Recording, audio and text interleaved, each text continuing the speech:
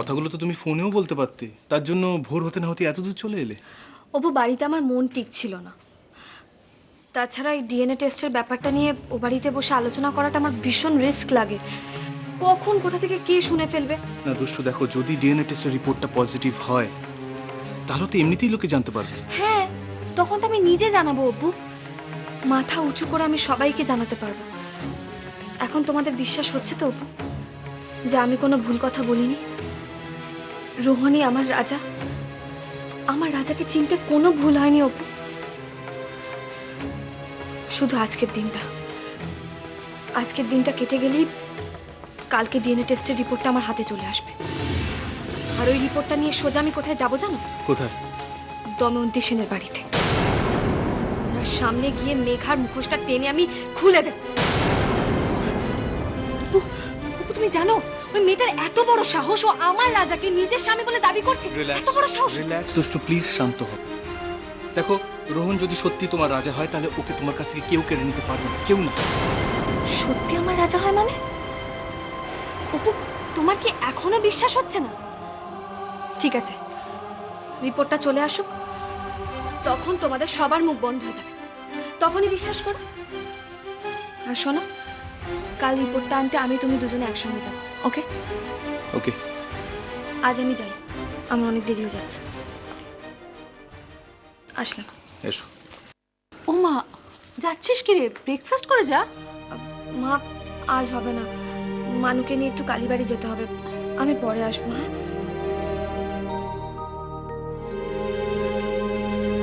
প্রণাম কিসের?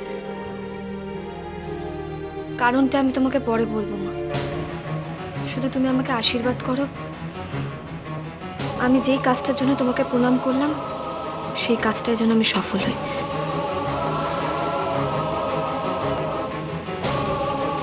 আসছি অপু, আমি আসছি।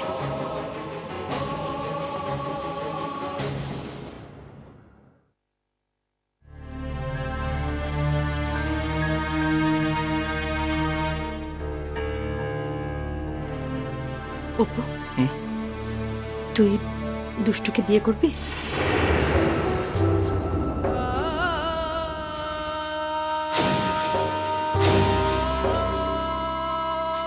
তুমি তো খুব ভাগ্যে বিশ্বাস করো, তাই না মা? ধরে নাও না, আমার ভাগ্যে যা লেখা আছে তাই ঘটবে।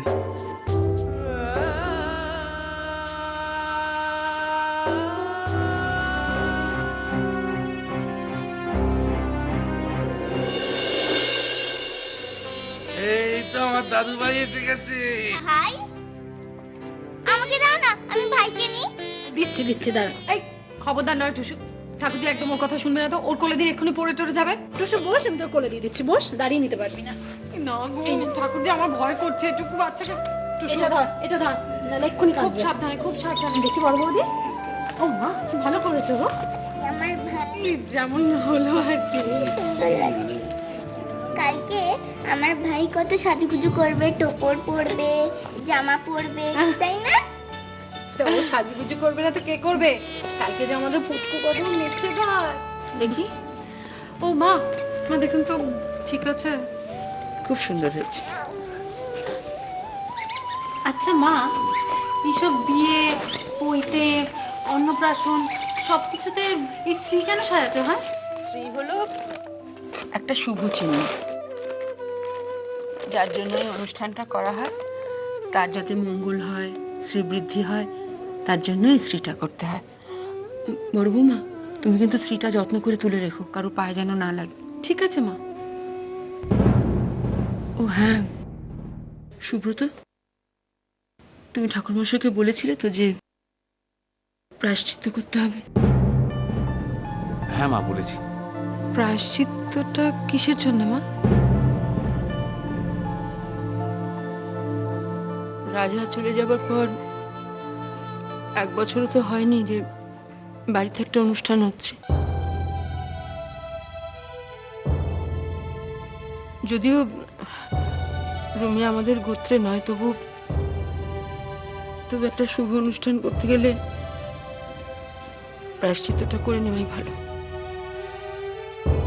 সুব্রত, ওই তিল, জব, ধান তোর আতপ চাল, জব, হর্তুকি এগুলো সব নিয়ে এসছো তো? ফর্দে যা যা লেখা ছিল আমি সব এনেছি বাবা। ও আচ্ছা আচ্ছা। খালি পায়েসের দুধটা আমি কালকে আনবো। আর বৌদি, কাল কিন্তু পায়েসটা বেশ জমিয়ে বানাতে হবে। সে তো করতেই হবে।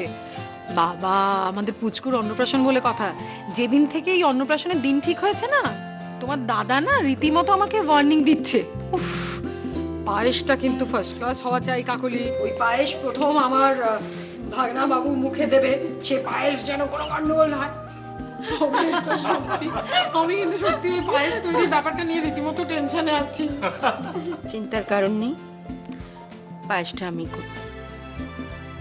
তাই করো মা, তোমার হাতের পায়েস দিয়ে বরং পুচকু প্রথম মুখে ভাত তুলুক। কি বলছিস সুমি? এতগুলো লোকের পায়েস এতক্ষণ তোর মা আগুনের পাশে বসে থাকবে? আমার কাছে এটা আর নতুন নাকি? আর তাছাড়া মেয়ের ঘরে প্রথম নাতি, এটুকু পারবো না? বেশ, আমি আর কিছু বলছি না, তুমি পায়েসটা তৈরি করো, হয়েছে?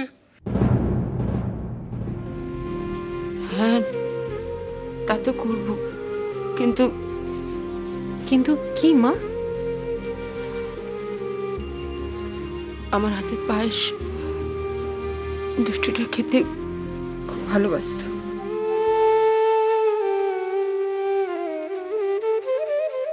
ইচ্ছে করছে ছুটে গিয়ে দুষ্টুটাকে ধরে নিয়ে আসি, অন্তত পুচকুর মুখে ভাতের দিনটা আমাদের সাথেও থাকতো। কোনো দরকার নেই। ও যদি আমাদের ভুলে থাকতে পারে, আমরা পারবো না? খুব পারবো। এটা তুমি কি বলছো স্যার? এটা তোমার মনের কথা না, এটা তোমার মুখের কথা। দুষ্টকে যদি ভুলেই থাকতে পারবো, তাহলে বারে বারে ঘুরে ফিরে কেন ওর নামটা আসছে বলতে পারো? বলো। সবকিছু থাকা সত্ত্বেও মনে হচ্ছে কিছু না একটা তাকে শুধু শুধু চোখের জল ফেলবো না। আরে সিধুটা আসছে না কেন বলতো দেখি? অনেকক্ষণ আগেই তো আসার কথা। সিধু চলে এসছে।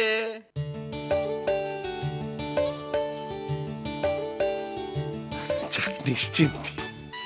দিস ইজ নট ফেয়ার বড়দা। আপনি পুচকুর বড় মামা, আপনি এত দেরি করে এলে চলে? কি করি সুব্রত, কাজ। আরে কি জানো তো, আমাদের পুচকুটার কল্যাণে আমি একটা মস্ত বড় অর্ডার পেয়েছি শাড়ি, সেই মালদায়। কালকে ডেলিভারি, তো এক্ষুনি আমি ওই সব হিসেব টিসেব সেরে গাড়িতে শাড়ি বোঝাই করে দিয়ে রওনা করিয়ে চলে এসছি। তবে নো চিন্তা, আমি এখন ফ্রি। বলো কি করতে হবে? কি করতে হবে? খুব চালাক না? আমরা সব কাজ গুছিয়ে রেখে দিলাম, এবার বাবু এসে বলছেন কি করতে হবে।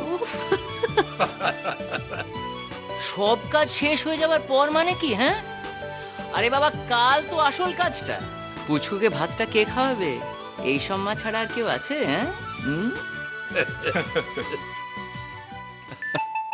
আবার কার ফোন রে বাবা? ঘনশ্যাম, সব বুঝিয়ে দিয়ে এলাম। আরে ঘনা, বল কি হলো আবার?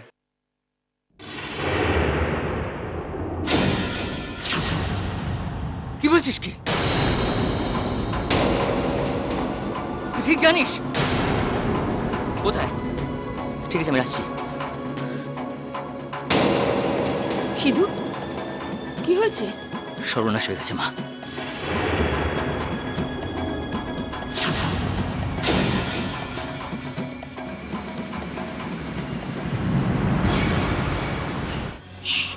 সর্বনাশ? হ্যাঁ মা, কি সর্বনাশ হয়েছে? যে গাড়ি করে আমার শাড়িগুলো যাচ্ছিল সেটা একটা অ্যাক্সিডেন্ট হয়েছে মা।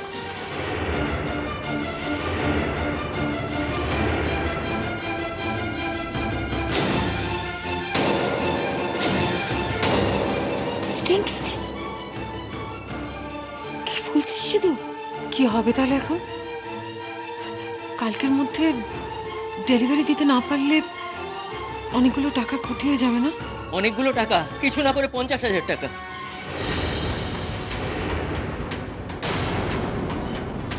আমাকে যেরকম করে হোক ডেলিভারি করতেই হবে কালকে। আমি এক্ষুনি বেরোতে হবে। কিন্তু বর্দা তুই এখন চলে গেলে কখন ফিরবি তা তো ঠিক নেই। কালকে পুচকুর মুখে ভাত কে দেবে? রুমি রুমি তুই একদম চিন্তা করবি না, আমি ঠিক সময়ের মধ্যে চলে আসবো, তুই একদম চিন্তা করবি না, আমি আসছি। হ্যাঁ রে সিধু, ও পুরোহিত বলেছে তো 1টা থেকে 1:30টার মধ্যে শুভক্ষণ। তুই কি তার মধ্যে আসতে পারবি? বাবা বাবা আমি তোমায় কথা দিচ্ছি আমি ফিরে আসবো, কোনো রকমে আমি ডেলিভারির ব্যবস্থাটা করিয়ে ফিরে আসবো, তোমরা চিন্তা করবে না। এই রুমি তুই একদম চিন্তা করবি না, কান্নাকাটি করবি না, আমি ঠিক ফিরে আসবো বলেছি।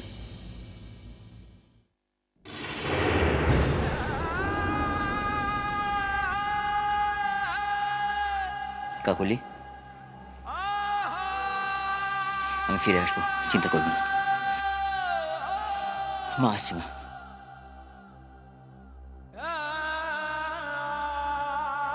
দুর্গা দুর্গা রক্ষা করো ঠাকুর। একেই বলে বিনা মেঘে বজ্রপাত। আচ্ছা চারু, আমাদের বেলায় এটা কেন বড় বারবার ঘটে? মুন্নির বিয়ের আগেও রাজা এইভাবে বাড়ি থেকে চুপ করো তুমি।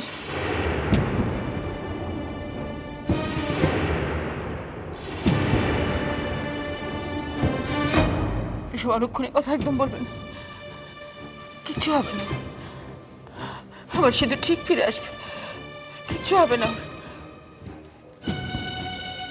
রুমি তুই দাঁড়িয়ে রইলি কেন? যা না বাচ্চাটাকে ঘুম পাড়িয়ে দে, যা, অনেক রাত হয়ে গেছে। সুব্রত হ্যাঁ মা, তুমিও যাও না, গিয়ে শুয়ে পড়ো। যাই। দেখি টুসু, যে বাড়িতে ঘরেটা তুই ধর। এসো বাবা, এসো। আমিও ভাইয়ের সঙ্গে শোবো। টুসু বিরক্ত করে না, তুমি তোমার ঘরে আমি শোবো। বড় বৌদি থাক না, রোজ তো আর বায়না করে না। চলে ভাইয়ের সাথে ঘুমিয়ে যা।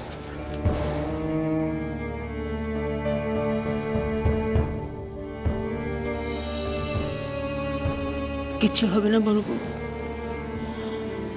তুমি দেখো সে তো ঠিক ফিরে আসবে। যাও শুয়ে পড়ো, কাল সকালে আবার খাটাখাটনি আছে তো, যাও। মা মা আপনার সঙ্গে একটা কথা ছিল। বলো। বলছিলাম কি, বাড়িতে এরকম একটা শুভ অনুষ্ঠান মেজ ঠাকুরপোদের একবার বলবেন না মা?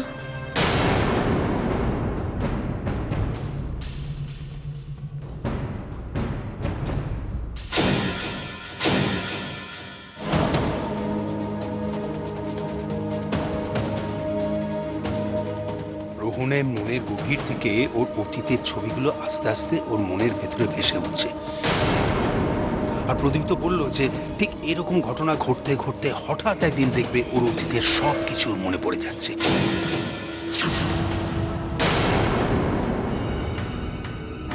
হাতে আর সময় নেই, অতীতটা খুব শিগগিরই মনে পড়ে যাবে রোহনের। তার আগেই নিজের কাজ সেরে এখানকার পাত্তারি গোটাতে হবে, as soon as possible. না, দীপু আমাদের কেউ না।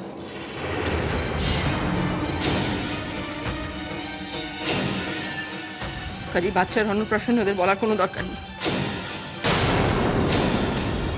কি বলছো চারু? একই বাড়িতে থেকে এটা কখনো সম্ভব? তুমি কেমন মানুষ বলো দেখি? হ্যাঁ, যে ছেলের জন্য তোমাকে হাজত বাস করতে হলো তার উপর তোমার এখনো এত মায়া?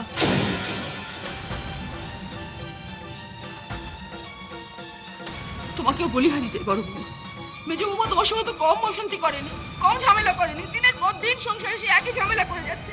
এই সেদিনও রাজা দুষ্টুর ঘরটা জোর করে দখল করে নিল, তারপরে ওদের নিমন্ত্রণ করার কথা মনে আসে কি করে? তোমার মনও তো তাই চাইছে চারু।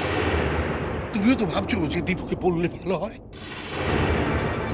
কিন্তু দিন রাত নিজের মনটাকে শাসন করে চলেছো। হ্যাঁ হ্যাঁ, আমি শাসন করছি নিজের মনকে, বারবার শাসন করছি। আমি এক পা এগিয়ে 10 পা পিছিয়ে যাচ্ছি।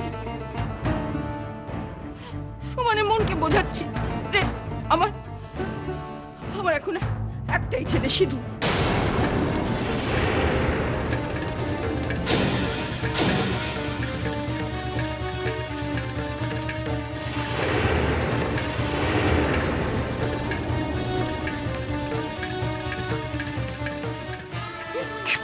এরকম কথা বলো না। কুপুত্র যদি বা হয় কুমাতা কখনো নয়, একটা কথা আছে। একই বাড়িতে থেকে ওদেরকে বলবে না, এ কখনো হয় না। এটা মা বাবার কর্তব্য। পারবো না, পারবো না আমি কর্তব্য করতে। কর্তব্য একতরফা হয় না। কর্তব্য যদি করতে হয় তুমি করো, তুমি যাও ওদের গিয়ে বলো, আমি পারবো না বলতে। বাবা রে বাবা, জ্ঞানের কি ফুল ছুরি।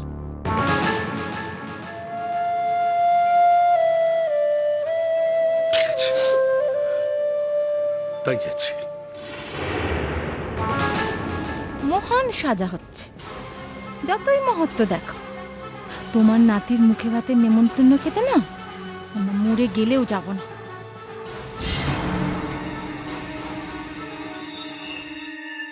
যতই মনকে বোঝাই যে আমার একটা ছেলে, কিন্তু মানতে তো পারি না। মাঝে মাঝে মনে হয়েছে দুষ্টুর কথাই ঠিক। হঠাৎ করে একদিন রাজা আমার সামনে এসে দাঁড়াবে, মা বলে ডেকে আমার বুকে ঝাঁপিয়ে পড়বে।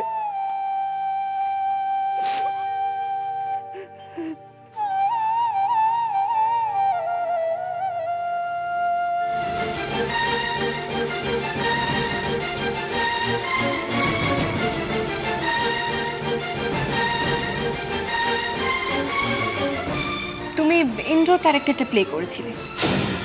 অগ্নেশ্বরের ক্যারেক্টারটা কি করেছিল? প্রদীপ তো করেছিল।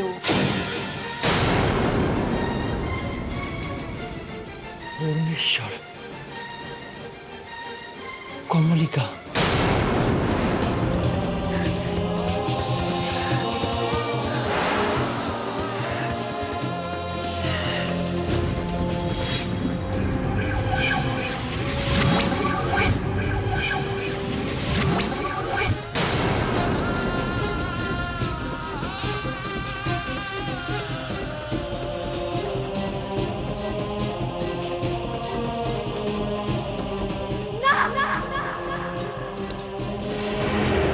ওর ডান হাতেও যদি জরুল থাকে তাহলেই প্রমাণ হয়ে যাবে যে ওই আমার রাজা।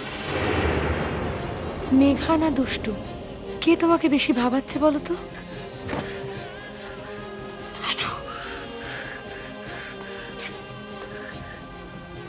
দুষ্টুর কথাই কেন বারবার আমার মনে পড়ছে? ওই যে আমার রাজা, তার প্রমাণ নিয়ে এসছি আজকে আমি। মেঘা যদি আমার স্ত্রী হয় তাহলে মেঘাকে ছাপিয়ে দুষ্টুর কথা বারবার কেন আমার মনে পড়ছে? তুমি আমার রাজা। কেন কেন মনে পড়ছে?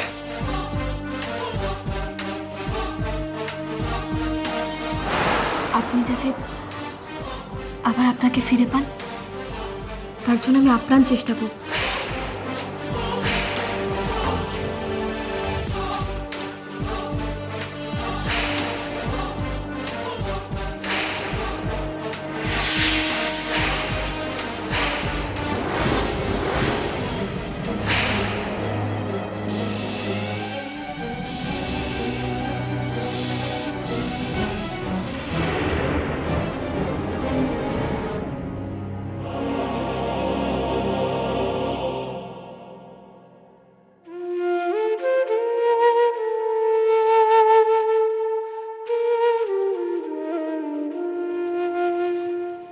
শুধু আজকের রাতটা।